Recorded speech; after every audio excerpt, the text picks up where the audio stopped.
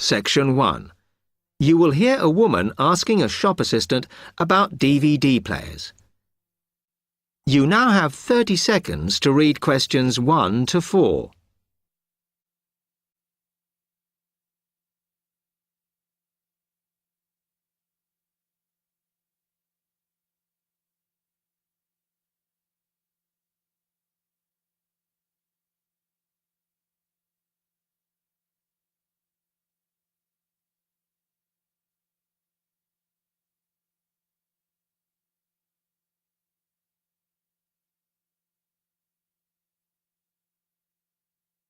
Hello, I'm interested in buying a DVD player.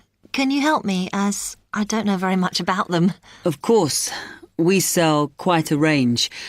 Actually, we're doing a customer survey at the moment, so I wonder if I could fill in this form about you, and that will actually help me to advise you on the best DVD player for you. Oh, okay. First of all, your occupation. Student. Okay. Then, have you already got a DVD player? No, I've never had one before. Uh-huh. And how much do you think you want to spend on a player? I'm not sure, really, but I have got a budget. My friend said I should allow about £100, but I can't afford over £85, so that's what I'm working on. Mm-hmm. And do you watch DVDs very often? Depends what you mean by often. I don't know what the norm is. Is it about 2 a week? I suppose I watch 3 a month. That's enough for me. Yes. What sort of films do you like watching then? Action movies? Not really. Oh. My boyfriend always insists we watch science fiction movies, but I prefer thrillers. Something to get your teeth into. Okay, just one more. Do you watch other DVDs? Ones that are not films, like music or something? Not much, because I don't want to spend the money on something I can watch on TV, but I occasionally rent out comedy programs, and I fight with my boyfriend over all the sports DVDs he watches. You now have 30 seconds to read questions 5 to 10.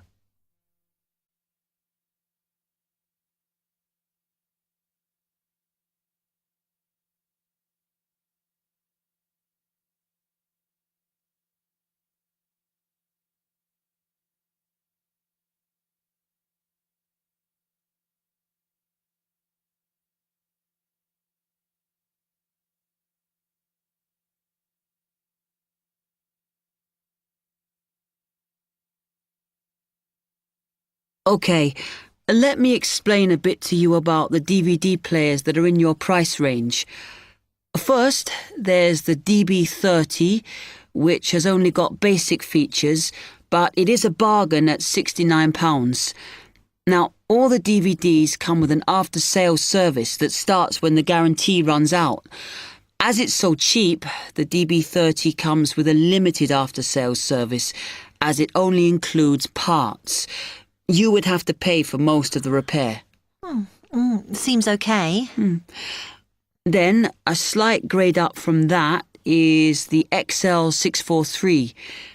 This comes with an additional feature in that it has an extra button allowing you to record. That's quite useful. Oh, yes. That would mean spending less on DVDs to watch. Yes, so you'd make the extra money back on it that it costs. Let me see how much it is. Yes, that one's actually reduced at the moment from £79 to £71.99. Oh. I think it's worth the extra myself.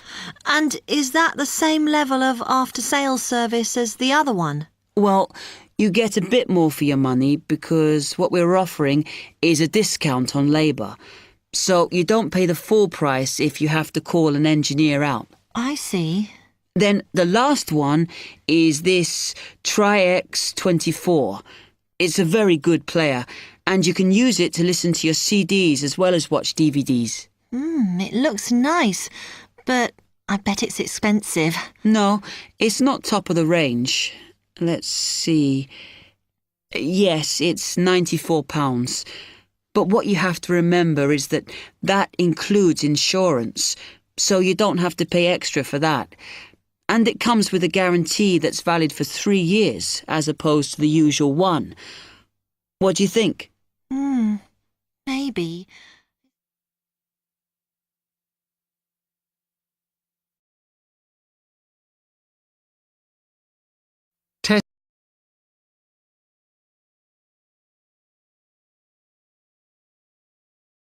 Test 4, Section 2. You will hear a salesman giving information to house owners about an alarm system.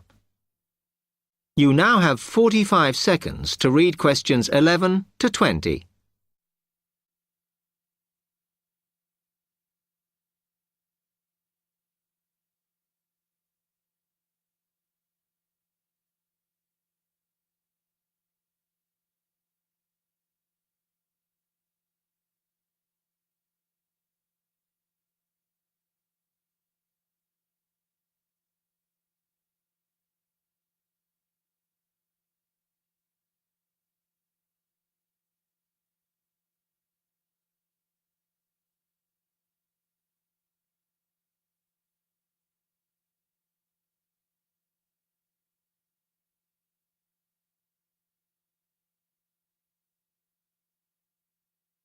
Thank you for inviting me to your residence meeting. My name is Martin Pugh from Safe Cell Alarms. I'm going to explain a little bit about home security, and I hope you'll all feel a bit better informed, and perhaps that you will even purchase one of the alarms we sell. It is all too easy these days for people to break into our homes. Did you know that 25% of all burglaries are committed by burglars breaking and entering via the back door? Even though it is locked, it is still relatively easy for someone to gain entry. And there are parts of our house that we think are not vulnerable because they look inaccessible. But they're not. So, if you're trying to protect your home, you should make sure the top floor is covered by that protection, not just the ground floor. We believe that the only way to secure your property is by having an alarm fitted. Just having the alarm on the outside can put burglars off, and we also recommend that you warn them about the alarm. To do this, we suggest you stick a sign in the front window of the house so it can be seen clearly. This alone should be enough to dissuade a burglar before they start. Now, our company has a range of alarms on offer, and I brought several along for you to see tonight. But let me just explain a few things about them. First of all of our alarms are highly visible. They're colored red, and on the underneath, there is a blue light, which you can see whether they are switched on or not. This acts as a deterrent to burglars who can see it as an active alarm system. Like most systems, our alarms are very sensitive, so you do need to look after them. You may be surprised to hear that a cat can often slink around unnoticed under the infrared beams, but a spider crawling across them will set them off. Also, our system is a little different from some. Most companies offer an option that connects their alarms to the police station. All our alarms have an automatic link to our company office. This means we can deal with a situation promptly and can sort out any alarms that have gone off by mistake. Okay, let me tell you about the installation of our alarms. Later on, I'll show you some house plans and diagrams of how the alarms operate, but you don't have to worry about them being intrusive, as we normally put them in hallways rather than individual rooms. The diagrams show you how the beams work to cover the whole house in this way. Oh, one small thing while I remember is don't leave your security code in your house. A lot of people keep it in the kitchen or their study, but we suggest you leave it with a neighbor so that if there is a break-in, the burglars can switch the system off. Now, regarding the practical aspects of installation, I know that many of you are out all day, and I'm afraid we don't install the alarms at weekends. But we do offer a service where we can fit the alarm system in the evenings for you. But we do charge a little bit extra for that. Finally, we do offer a range of systems, so I suggest you look at the leaflets on our prices. And please don't be put off from investing in a more sophisticated system to protect your home, as we do allow you to set up a monthly payment if it's too much in one go. Okay, now if you'd like to come forward.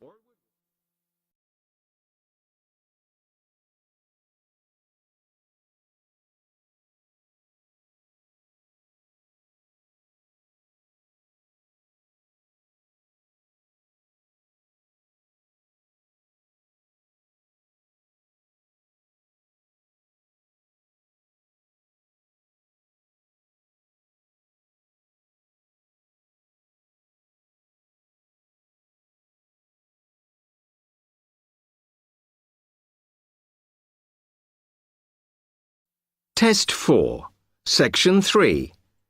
You will hear a student, Alex, asking his tutor for advice about essay writing. You now have 30 seconds to read questions 21 to 27.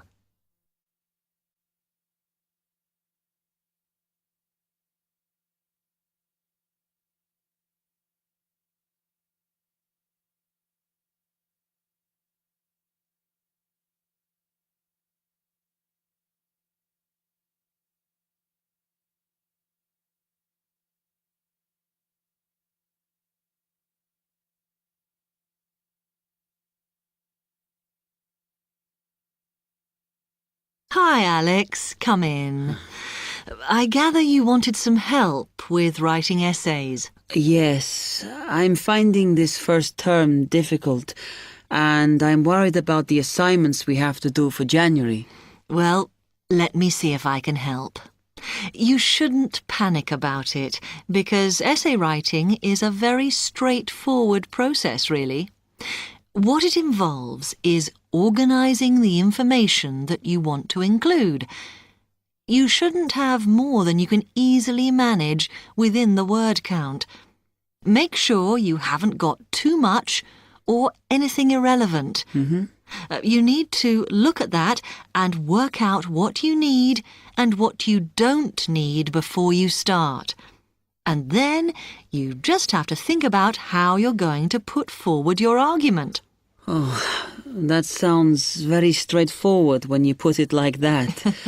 But I'm worried I haven't got the necessary skills for writing an effective essay because English is my second language. Well, perhaps you misunderstand the skills you need. You need to be able to analyse your data, and then I would say the skills of interpretation and expressing yourself are important. Perhaps it's this last one that bothers you, but the more essays you write, the more you will develop these skills. Yes, and I don't quite know how to improve at that. Though, as you say, I know practice will help. And I need to make sure I've got everything ready before I start. Yes. What is vital to good essay writing is preparation. So make sure you build in enough time to do the research you need. Are there any other sources I can use to help me with essays? Yes. You should go to the library and look through the reference section, because there are books that focus on the style we use in academic writing, and those will help you a lot. The other thing that you should think about is what happens when you've actually written your essay. Too many students just complete their work and hand it in, whereas what you should be doing is making sure that you edit it as thoroughly as possible. Oh, yes, that's a good idea. Then I'd pick up any mistakes and also see if it reads logically. Exactly. The other thing is, again, what a lot of students do is get their essays back, look at the marks, then just file it away. They don't realise that if they checked it through and looked at what the tutor had written, then they can learn from their old essays. Yeah, I can see that's a good idea. So, is that okay? You can always come back to me. You now have 15 seconds to read questions 28 to 30.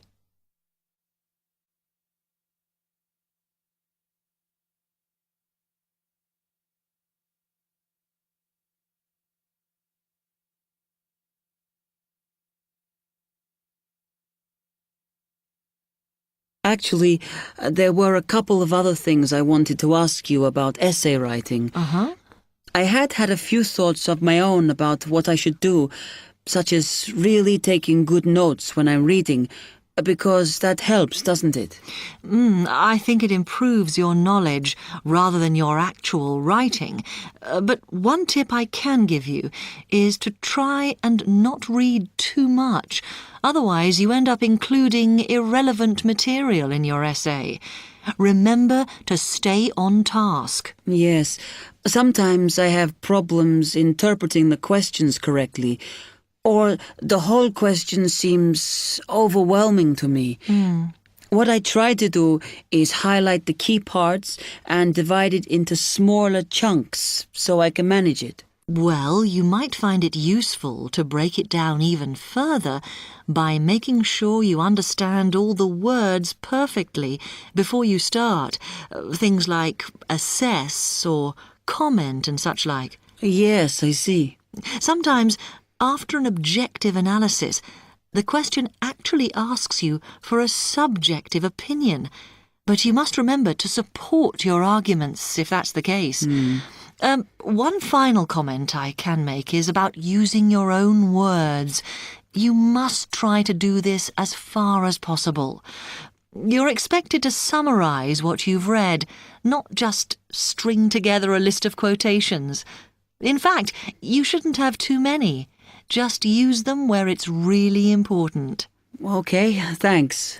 Do you read other students' essays when you've finished? No. Why? Is that a good idea? Well, you can confuse each other, so I'd advise against it. But it's up to you. Okay. Thanks very much for your time.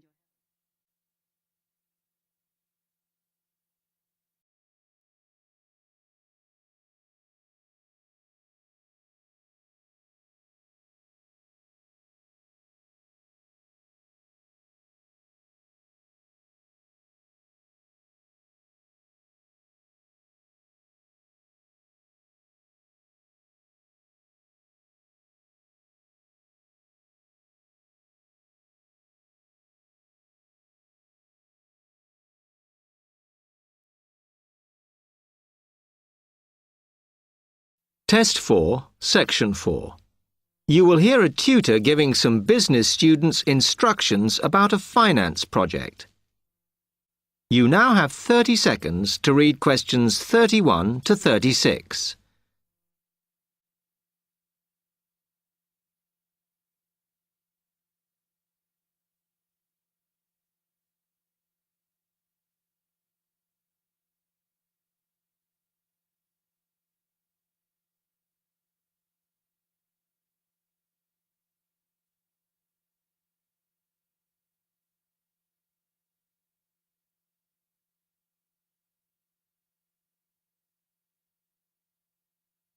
OK, can you quieten down, please?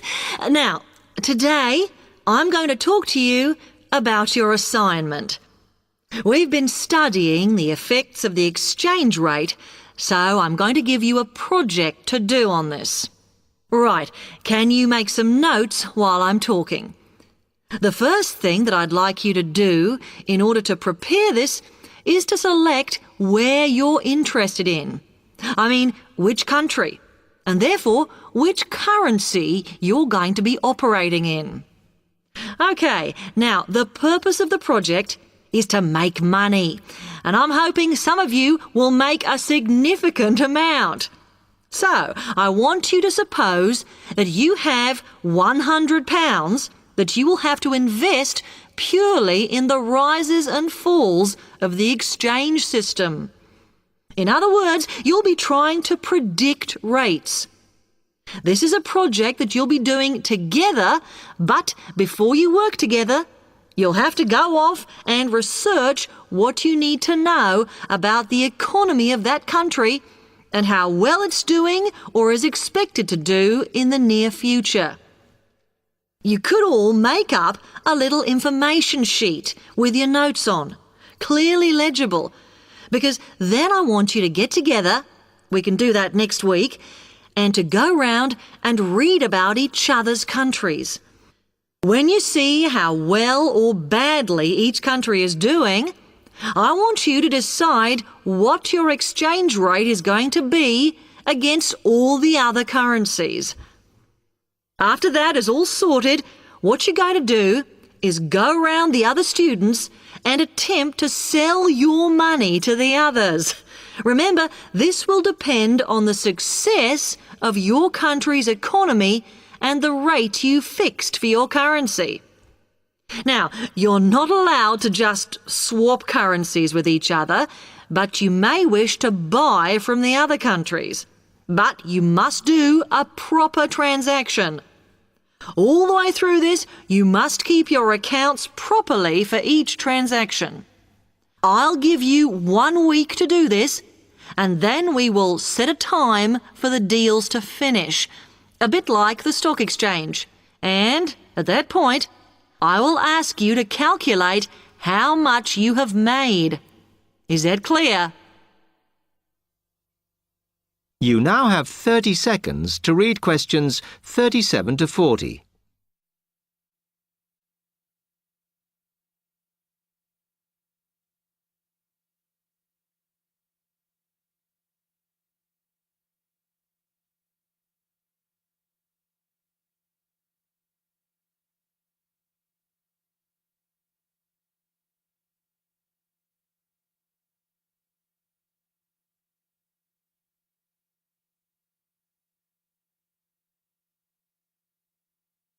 Okay, now before you begin that, there are a few things I want you to read up on to prepare. You need to look at the economies of the UK's main trading partners. I don't mean all of them, because that would be over 80, but just the 29 principal ones. There are summaries in the last 3 books on the book list I've given you. And so that you can practice applying the criteria on assessment I gave you, I'd then like you to focus just on one sector across all the countries. The most common one across every country is farming. But as much agricultural produce is for domestic consumption, I'd like you to look at manufacturing. Then I would like you to do a detailed investigation of one particular aspect.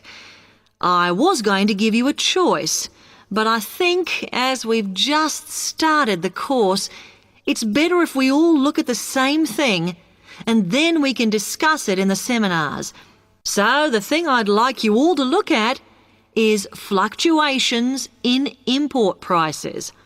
Now, you need to do all that before you start the project, as it will help you assess the economies of the countries you'll be representing in the project.